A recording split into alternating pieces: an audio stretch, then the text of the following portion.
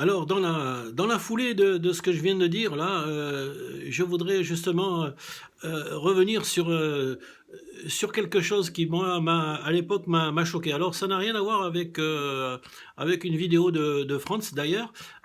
Pour une fois, tu vois, je t'attaque pas. Enfin, t'attaquer. Bon, j'espère que tu le prends pas comme ça, mais bon, bref, on verra.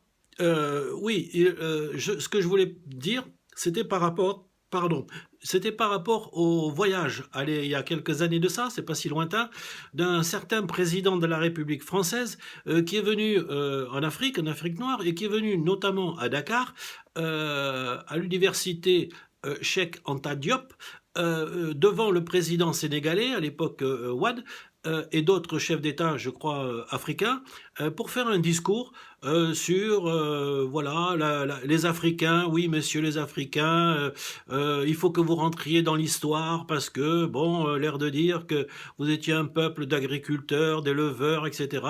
Mais que pour l'instant, vous n'avez, par rapport à l'histoire, vous n'avez pas marqué de votre empreinte l'histoire de ce monde. Mais, mais quand j'ai entendu ça, je dis, mais quel inculte ce type-là. Excuse-moi, bon, c'était mon président hein, de la République, hein, pourtant, hein, mais c'est pas possible. En plus de dire ça dans cette université, Cheikh Anta Diop, mais est-ce qu'il simplement il savait qui était ce monsieur, Cheikh Anta Diop?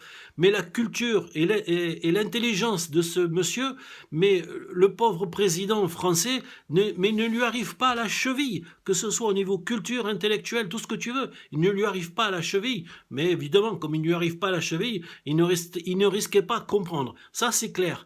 Mais j'ai fait un petit site sur Internet, justement, où je parle un peu, entre autres, des découvertes réalisées par les Africains depuis des siècles, etc. C'est assez étonnant. Étonnant. Bon, mais c'est pour dire à quel point même un président de la République pouvait se permettre, dans le pays où il était accueilli, de dire des choses. Alors quand on a posé la question au président Ouad après, mais comment, Monsieur le Président, vous n'avez pas réagi à de tels propos qui étaient quand même assez insultants ou en tout cas dégradants, voire humiliants, etc. Et Wad a eu cette formule extraordinaire. Bon, je la répète pas au mot à mot, mais en gros, moi, en tant que hôte, en tant que recevant mon hôte, voilà, je ne pouvais pas me permettre de le remettre à sa place. C'était pas le lieu, c'était pas le moment.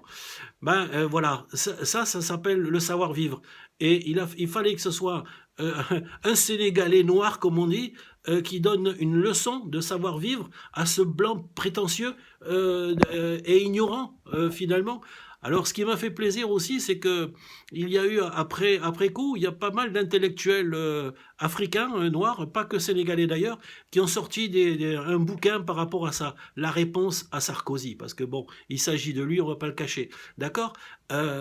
Mais c'est remarquable. Quand vous lisez cette réponse, c'est remarquable. Moi, je vous conseille de la lire et d'en prendre connaissance. Voilà. Bon, c'était juste une petite aparté. Alors, simplement pour dire que quand un président français se permet au Sénégal, dans un autre pays qui n'est pas le sien, de dire des choses comme ça, qui sont quand même humiliantes, alors il faut avoir un petit peu d'indulgence pour le petit Français moyen qui vient dans ce pays pour soit un touriste, soit pour y investir un peu en se disant oh ouais ben, bon les Sénégalais c'est que des cultivateurs, des éleveurs, etc. Ouais, sauf que quand il va découvrir qu'en informatique, en téléphonie, tout ça, il est 10 fois meilleur que lui, là déjà ça va peut-être lui rafraîchir un peu la tête. Hein.